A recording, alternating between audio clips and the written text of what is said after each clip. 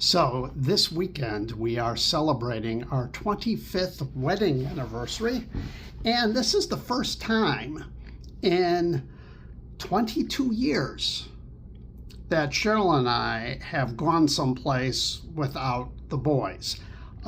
We are in Madison. She's running some errands right now, and then we're going to go get a drink at the Posh Governor's Club above. So there are no boys with us on this trip. Well, I take that back. Yes, there are. They're these boys. Oh, man. And I've got an update because Chet is the hero of this story because he just takes a lot and people just make fun of him, and it's really unbelievable. So here's a quick update. We left off at Whalebone Island. They spent the night in the lighthouse, and as they're making their way back, they notice a salvage ship out in the distance. They get their binoculars and they look, and they got the name of it and so forth, but still no sign of the people trying to kill them. They go down to the campsite where Mr. Hardy had his stuff, and the boat has been wrecked. Somebody put a hole in the hull. I don't know how you put a hole in a hull. It's just a hole. And so they have to go back to the sleuth. Luckily, the boys hid that better, but Mr. Hardy had to take the engine with him. He's lugging the engine. They get to the sleuth. They go back to where he rented it, and he explains what happens, and the guy's like, "Are you Fenton Hardy? There's a note here for you." Everyone's leaving notes. It's like they know where people are going to be. I'm going to leave a note right here. And that note was a warning that said, "Keep away from Whalebone Island. Next time, you won't escape." So they decide to bring Chet home. The boys go home. Mr. Hardy's going to take care of some things. He's waiting for his partner, Sam, to come, and he tells the boys, "Tomorrow you'll go back to Whalebone Island with Sam. I've got some things to take care of here." What? I don't know. He's up to something. All right, so they go home, and Aunt Gertrude is really upset because someone tried to break into the house the night before. And the alarms went off because, of course, they've got alarms, really loud alarms. And the boys remarked that it probably woke up the entire neighborhood. It must be a common occurrence. And she says that this guy called Mr. Scath, he's got a message. He left a number. So they call up Mr. Scath, and Mr. Scath tells them that your dad works, on the security team for us, and I just want you to know that there's an art dealer coming who's going to try and sell a fake Egyptian artifact. Yeah, it gets deeper and deeper. So time passes really fast. Like in one sentence, they're like, the next morning, I don't know what they did. That was the previous morning. The next morning, the boys decide to go for a swim at the beach. Because I guess all of this, they need a break from all of the running away, from being killed, and, all this other stuff. You just need to have fun. So they decide to go to get Chet to come down to the beach with them. And so they drive up to Chet's house, and there are two girls there on the porch.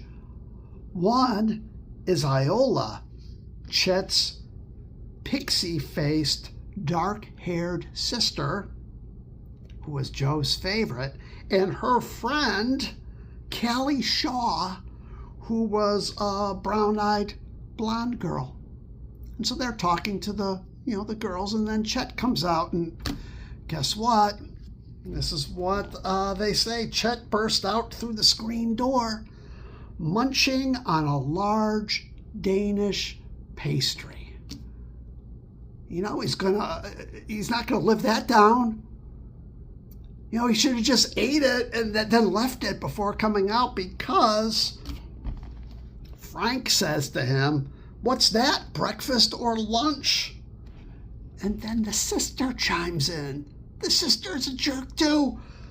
Iola laughed with Chet. There's no hard or fast distinction. Aw, cut it out, the chubby youth said. I'm just finishing breakfast.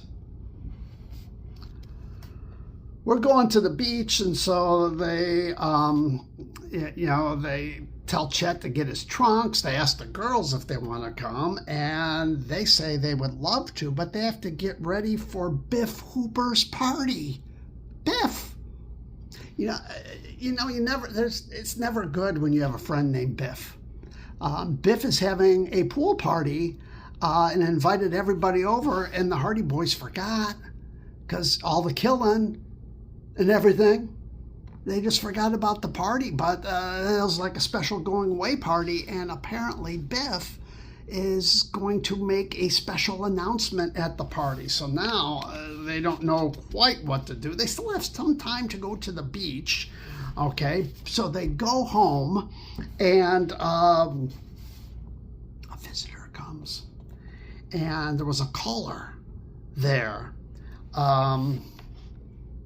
And that caller's name was Mehmet Zufar, and he was a fat, balding, dark-complexioned man in a white silk suit. Is this the Hardy residence? He asked. Yes, please come in, says Frank. Please come in. Okay. You got guys trying to kill you, and you're just inviting this guy in?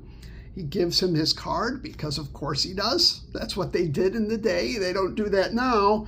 And he's from Egypt. He's an antiquities and objects of art dealer.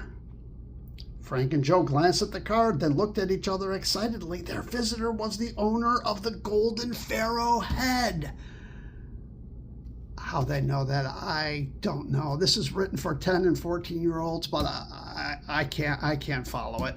All these people, and suddenly more people, and suddenly they're deducing things that there's no indication of how they knew that.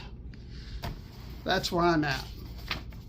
Maybe I'll read some more because I'm really intrigued by the next chapter. It's called The Shattered Cat. All right, that's it for now. Soon another Hardy Boys update.